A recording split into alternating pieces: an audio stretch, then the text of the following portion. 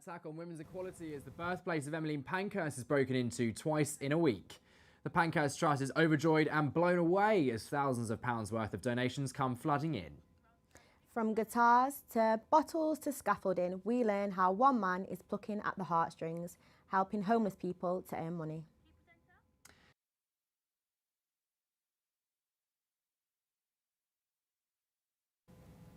Hello, a very good afternoon. We start with the disappointing news that the birthplace of Emmeline Pankhurst, suffragette and figurehead of the women's rights movement, has been broken into twice in the last week.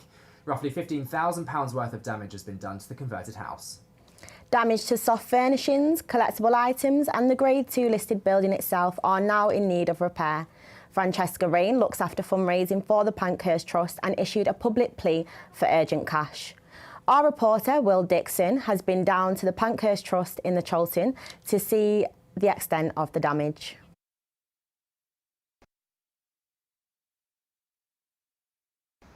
This museum is homage to a Salford icon. Emmeline Pankhurst, the woman who founded the suffragettes, became a national hero as she became the figurehead of the movement to give women the right to vote. However, the museum today is left broken and damaged after it was broken into last week. Francesca Rain sat down and explained the damage that was done by the break-in. So we became aware last Tuesday morning that Homelessness is a major issue in Greater Manchester, with the local council and charities working towards solving the problem. However, hobby guitarist Tommy Smith has a different approach. He uses bottles, scaffolding and guitars to help the homeless. Lars Magnus Roys went to Manchester City Centre to find out how. Jesus Christ. Manchester, a city of music, a city of culture, but also a city of rough sleepers. In Greater Manchester, 5,564 are homeless. 1,088 of those are from Salford. Greater Manchester Mayor Andy Burnham have made tackling homelessness one of his key projects, with charity events taking place across the area to back. 41-year-old Tommy Soul from Hume, on the other hand, has his own way of helping the homeless. Keywords: bottles, scaffolding and guitars. I showed him how I used the scaffolding, and they can just rub the guitar up the scaffolding and play it like that, and give them a gimmick so they could earn some extra spondulics, earn some extra money just to so they can get by. Nicola Wright, who's been homeless for 3.5 years, wishes she could entertain for money. It's difficult right now for people. People don't have a lot of money. So for me, somebody like me, to just sit on the floor and hold out my hands and ask for give outs, to a lot of people that's, it's not right. And it doesn't sit right with me. To be able to offer something rather than just holding out your hand would be much, much better. And there's a lot of wasted talent out here, a lot. So, are the people of Manchester more willing to give away a bit of their money if the rough sleepers play one of these? I might be intrigued to watch it for a while, but it wouldn't sort of provoke me into giving them money just because it was a bit of a gimmick. No, it's whether I feel they're genuine or not whether they're doing something for their money or whether they're not. I usually sort of go to with a gimmick because at least they're trying to make an effort to sort of take money away from you, whereas some people just say, can you donate anything? I'm a bit more hesitant in a way because they're not really trying to show any form, because at least when I was in Liverpool, someone did a little joke saying I'm trying to buy a Ferrari, and I thought, give me a little smile, it's like, here's £1, have a good day. It's like little things like that to show a bit more human, where someone says, can I have some change? So, what is Tommy's advice for those wanting to play guitar and help the homeless? Stop thinking about it, just go and do it.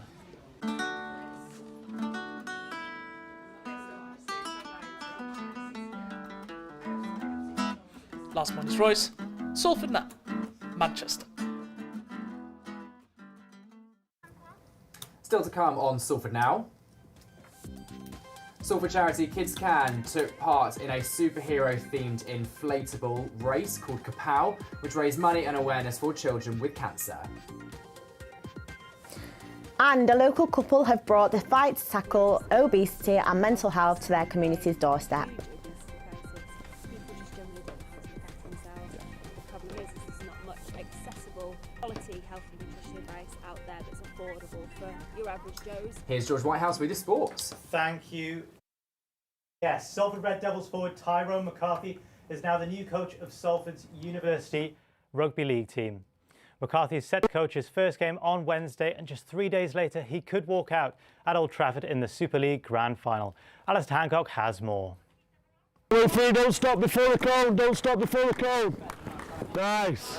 From playing to coaching, Tyrone McCarthy has hinted at the possibility of his University of Salford Rugby League players having the opportunity of joining Salford Red Devils reserve side in 2020. Big opportunity with the reserves starting back at Salford next year, and that's kind of what I've said to the lads, is that if I spot anything, I'll be relaying that to the club, and hopefully there's a few surprises in there. The opportunity is there, it's just about lads taking it. I played university rugby myself, so I know first and foremost it's about having a good time, and that's what I want to bring to it, but I know you enjoy it more when you're winning, so hopefully we can have a bit of success on the pitch too. In what could be the most memorable week of his life, Tyrone McCarthy will take charge of his first Salford University Rugby League game as Salford face Bangor University on Wednesday. Just 3 days later, Salford Red Devils played their first ever Super League Grand Final against St Helens at Old Trafford. We were placed at the start of the year as possible relegation along with London. Yeah, we have got nothing to lose, but I've been involved with a final myself when I was a massive underdog at Old Kingston Rovers, and we got pumped that day and it wasn't nice. It's probably... The Rugby League Grand Final press conference was held at Old Trafford yesterday, where Red Devils coach Ian Watson and their captain Lee Mossop reflected on what the team has done to put their players in the Grand Final for the first time in the club's history. From daring to dream to the theatre of dreams, Red Devils captain Lee Mossop has praised head coach Ian Watson for securing their place in the Grand Final. I don't want to sit here and be coach's pet, but he's been a massive reason for that. Obviously, it's well reported, a lot of the players in our squad were at low points in their careers, or they weren't wanted, or whatever. There's loads of reasons, but luckily he saw something in all of us. He's brought us back, he's got to play our best rugby, and I think that's probably one of his tributes as a coach, to see the best in players and bring that out of them. It's very special. Ian Watson's squad ran out 28-4 over Wigan Warriors in the Super League semi-final, but the Salford-born head coach stresses how important the squad's team's ethics have been so far. It's just been a combination of hard work and values amongst our squad and our backroom team, really, to commit to each other and choose to make the right choices going forward as a group. That's what our group's been built on. It's been built on guys who don't want to crave the limelight. They want to do the hard work for each other and not let each other down. Thank you very much for that, George. Just a quick one. Why did the chairman lose his job? Of Swinton Lions. The Swinton Lions chairman got sacked. Well, he left, sorry, because there were some differences. So he was wanting to get the name changed of the team to Manchester Lions. But there was a few people on the board and a few fans behind the scenes who weren't too happy with that. So that's why he left.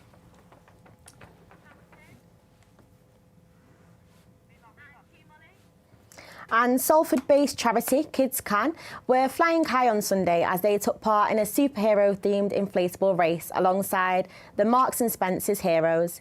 The event was to help raise money and awareness for children with cancer. Rachel Harrison went down to Heaton Park over the weekend to find out more.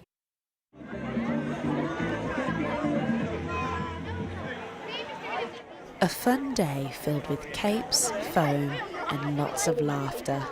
A group of volunteers from the British retailer Marks and Spencer's took part in Kapow, a 5k obstacle course with a superhero challenge theme. The aim of the run to help raise funds for Salford-based charity Kids Can, who participate in research for children with cancer.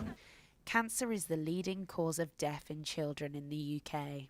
1 in 500 children will be diagnosed with cancer before they are 14 years old. 25% of children diagnosed won't make it to their 30th birthday. Since 2002, Kids Can has funded over 35 research projects and hopes to make a difference through finding results in their investigations to provide more treatments specifically created for children's cancer. Volunteer officer Siobhan Connolly expressed her dedication for wanting the company to help beat children's cancer. Our aim is to find safer, less toxic treatments for children's cancer. A lot of money goes to adult cancer treatments rather than children's cancer, and it's to do with there are less children than adults who get cancer, so it's less profitable for larger pharmaceutical companies. I hope that we have more labs, more research. I hope that we develop our lobbying so that larger pharmaceutical companies will fund more treatments into children's cancer, and children won't just be given watered down adult treatments that affect their bodies. I would like every student on campus to know about KidsCan and to see how we can work with them. We will just want everyone in Salford to know the amazing work we're doing. The proud group of M&S employees came together as part of a volunteer project to participate in helping raise money for the research work. The group had the opportunity to look into how research is developed, which spurred them to want to help more. We've climbed over inflatable slides, we've trudged through lots of muck, we've got very wet and dirty, but yeah, all of that 5k course, it's been great.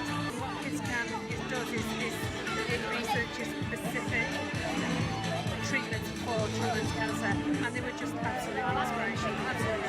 So I suppose it's about getting the KidsCan name out there and getting people to understand what they do and how amazing they are. With the ongoing research that KidsCan is undertaking, the company hopes that the UK and specifically Salford will give more assistance in helping finding an effective and particular treatment for children with cancer. Today's event has been filled with families, friends and even colleagues joining together to support such a wonderful cause, proving that not all superheroes wear capes. Rachel Allison, Salford Now. 3, 2, 1, Oh, that's sweet. Now, wannabe gardeners from Worsley College have been wearing their wellies and gloves this week, trying to create a friendly forest for the children at Forest Green Nursery. 9 students between the age of 16 and 25 have been creating dens, play areas and even a fire pit for the children to enjoy. The gardeners are hoping to have the finished forest by this Friday for the grand reveal. We'll have more on that story next week. Over 75 workers from a housing association based in Salford have voted for industrial action with regards to pay. The Liberty Group, which is a subsidiary of 4 Viva Housing, covers a substantial number of homes in the Salford area. Henry Martindale was at one of the affected properties earlier. Its members with its community-led approach to tackling obesity and mental health. With creative exercises and teamwork, the classes bring together people to motivate and support each other to achieve their goals. I've lost just over 1.5 stone, so We apologise, we've not quite got the right news story in there to show you. Our next story there, a Salford couple have been pressing the fat on the obesity crisis, if you pardon the pun. They say the issues with weight and mental health are rife within their community. They think they've come up with the perfect solution. Now we're going to see that report again. Zach Raphael reports. A fitness group in Salford is changing the lives of its members with its community-led approach to tackling obesity and mental health. With creative exercises and teamwork, the classes bring together people to motivate and support each other to achieve their goals. I've lost just over 1.5 stone, so Has it ended out? Go back. Trojan Horse. How much are we under?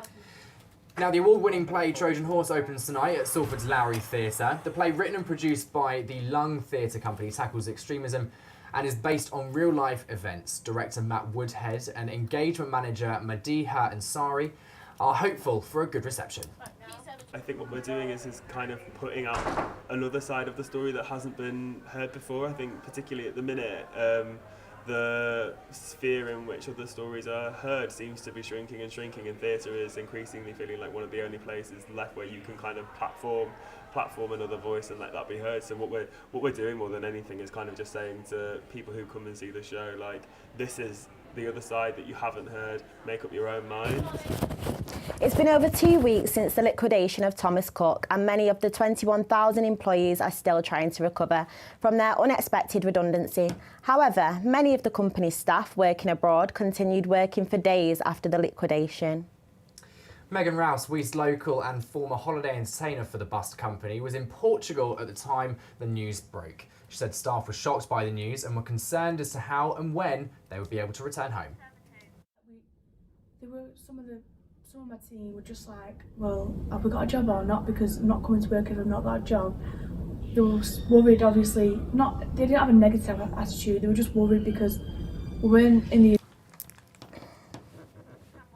The funeral of a 100-year-old Salford war veteran will be held tomorrow after a plea from mourners to attend. Oswald Dixon was the oldest resident at Broughton House Care Home in Salford and spent his last years alone, believing he had no immediate family. Oswald served in the war after joining the RAF in his hometown of Kingston in Jamaica. The funeral will take place at Agecroft Cemetery and Crematorium in Salford starting at 2:20 p.m. Well, it's no surprise the weather's not been great. Here's Renee to tell you how that's not really going to change at all. Thank you very much. Now, there's highs of 16 Celsius this week, but unfortunately, Salford showers are set to dominate the weather as rain takes centre stage as if it was performing for 7 days at the Lowry Theatre. Looks like it's not the best week to recreate that iconic photo of the Smiths outside of Salford Lads Club. Follow my lead instead and recreate Betty's famous hot pot at home. In fact, I might go to Coronation Street now to see if we can get the recipe. Back to Joe and Molly in the studio. Now, don't you forget your woolly hat, Molly. Don't you forget that. You'll need those and some gloves, I tell you. Yeah, I definitely won't. And my brolly as well, yeah, of course. That's it from us at Salford Now. You can follow us and our latest stories on salfordnow.co.uk and follow our socials on Twitter and Facebook at Salford Now. Have a great rest of the week and goodbye. Thanks for your time. Cheers. Goodbye.